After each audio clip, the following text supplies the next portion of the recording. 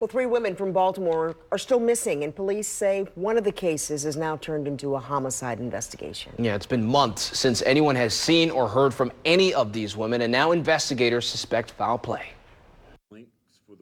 At this point, Baltimore police are fearing the worst. We're not talking about runaways. We're talking about situations where we know that the people were in significant risk of harm, or we know harm has possibly been done to them. 3 women, 2 separate cases, 1 neighborhood. In February, Joanna Clark and her 15-year-old daughter, Sharice, disappeared on the same day at 2 different locations near Cherry Hill. The 2 were active on social media, and then that day, the posts stopped. She wasn't having trouble with anything. She wasn't thinking about leaving. She's got 7 kids. She loves her kids. She loves her job.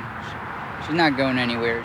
We spoke to Joanna's brother, Alfred, about a month after the 2 disappeared, and he, like investigators, is puzzled as to what happened to his younger sister. And for her to disappear with no indication of where she is and no contact is certainly concerning. Then, 3 months later, 22-year-old Akia Eggleston vanishes after being last seen in the 600 block of Cedar Crest Road. She was 8 months pregnant.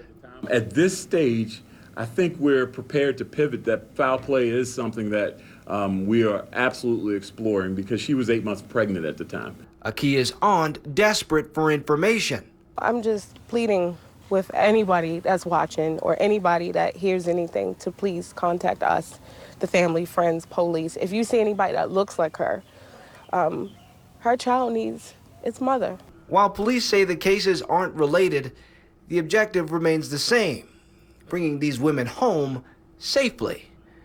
But the clues and the information are running dry.